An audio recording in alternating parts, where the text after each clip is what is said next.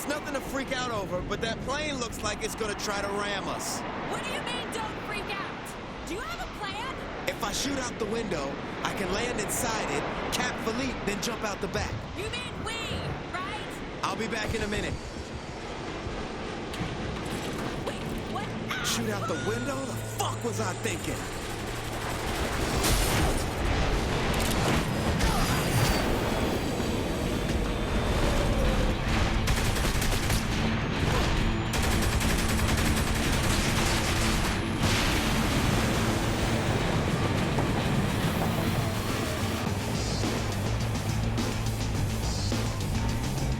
So that just happened.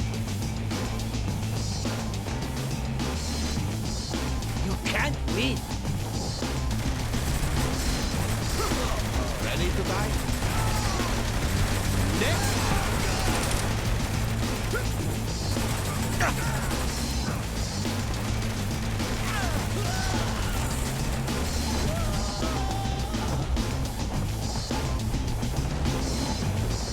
Let go.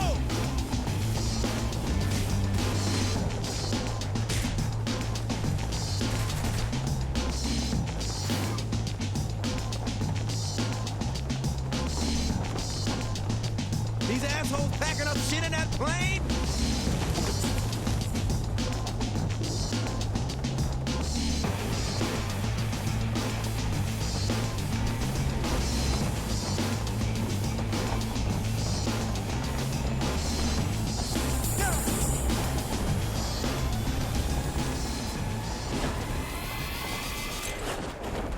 Gotcha, girl.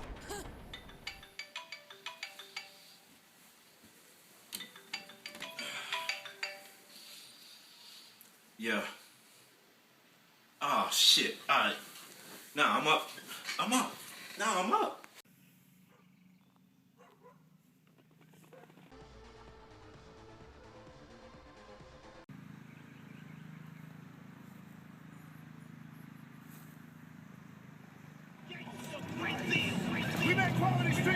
Shoot, man, I'm running late, dreaming about falling out of an airplane or some shit. 5, 4, 3, 2, 1. In your face, all over the place. We're online 24/7. 24/7. You're listening to the hottest internet station. Good afternoon, everybody, and welcome to OHT Radio 98.8, coming out of sunny Orlando, Florida today. I'm your host for this afternoon, JT, going from 2 until 8, so sit back and enjoy the best sports content on the radio. Today we have a very special guest with us, currently in his sophomore season with the Orlando Magic, the owner of the patented Rainmaker, none other than shooting guard K.Spade. How are you doing today, man?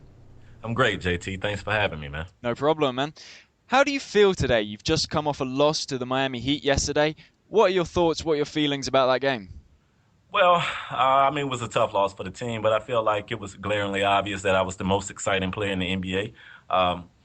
That being said, the Miami Heat are the defending champions, and on that particular night, they were the better team. Well, you mentioned that you feel that you're the most exciting player in the NBA. I'm sure there are a lot of Orlando fans that would agree with you. But another person that I know would argue with you is LeBron James, of course. And seeing as he apparently injured you last year, as you claim, we've also seen the play. People might argue either way. Do you think there's a budding rivalry between the two of you? Well, yeah. First of all, let me go back to one thing you said. He definitely injured me. I don't know if you saw the clip, but not only did he injure me, but he was seen clapping after he injured me. So, just the fact that he didn't apologize and the clapping. But I don't know if I could call it a rivalry, because by definition, a rivalry is two people that compete for one major goal. And I think I already have the major goal that LeBron wants, and that's the fact that I'm already recognized as the true king of Florida. So, it's not a rivalry from my perspective. I already have what LeBron wants. Well, that's a very bold statement, and I'm sure many people would agree with you that you're the king of Florida. But the result last night suggests that the Orlando Magic aren't the reigning team of Florida. Do you think your team should have won behind your great play? It's tough to answer these questions, but you never really want to throw your teammates under the bus. I mean, my teammates went out and played well, but in the end, we didn't play well enough. So, yeah, I would like to see, anytime I have the performance I had, I would like to see us get the win. But, it's a regular season game. It's no big deal. We get the opportunity to face Rainmaker. guys a couple more times in the season. So, I'm sure we'll get the last laugh. No worries.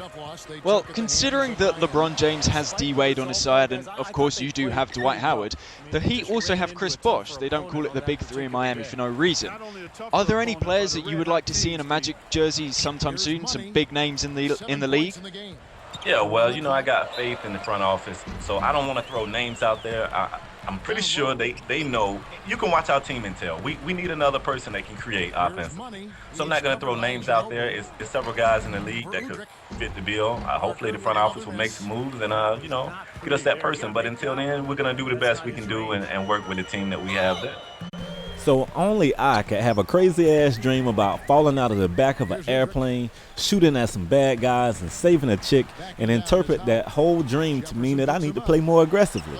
But you guys can see early in this game, I was attacking the basket every single time I got the ball, and I was being rewarded. I mean, the refs were sending me to the line, and I was making my free throw shots. And it really gave us control of this game early on. So you guys already saw what kind of crazy day I had. First of all, I overslept. I had some wild-ass dream. Then I was late getting to the radio interview. And I get to the interview, and of course I get hit with the LeBron questions that I get hit with so often. But the one question that really blew my mind was the question about my teammates. So I'm going to tell you guys something that you may not know after this. Rainmaker. So you guys know I was drafted by Milwaukee. I requested a trade. Really thinking that me, Jameer Nelson, and Dwight Howard would kind of have our own Big Three thing popping down here. Only for me to get here and realize that Jameer Nelson was included in the trade to get me here. Wait, Dwight, let me get this at the end of the shot clock. Money, man, that's money. So at any rate, just out of curiosity, I went back to look to see what the rating of Milwaukee was. And they're 79 overall. Not great, right?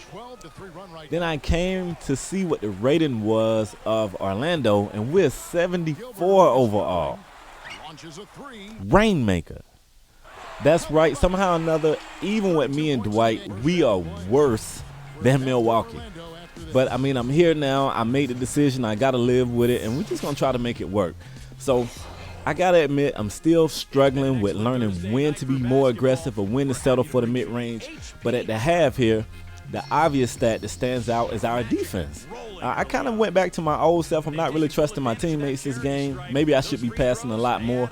But we're holding the Spurs to 36%. This is a big deal to me. We just took a loss to Miami in Miami. So we're back home. The Spurs are a surging team in the West. And I felt like it was time to make a statement and show that we wasn't going to be pushed around by the bigger teams. So holding this team to 36% field goal percentage at the half is a big deal to me. And I feel like if we keep playing like this, I don't know if anybody can stop us regardless of what our overall rating is. So you've seen the more aggressive me. At the same time, I've had the Rainmaker to come out a couple times this game. And now I'm going to show you something that we just flat out are not used to seeing here. Oh, I don't even know what to call that. I can't call it chestnuts. I don't know. Just get your ass out the way. How about that? So definitely, man, I cut the video short so it wouldn't be too long. But we pulled a win out. So it was a pretty big game for me offensively. And we got a dub, man. That's all I care. At the end of the day, I want my stats. I want pretty stats. But I want W's, man. And we don't get a lot of them right now. So I'm trying to turn this thing around out here in Orlando. Trying to bring more wins to the team. And that's all I got for this video, y'all. So stay tuned. And I'll catch you guys on the next one. I'm out. Peace.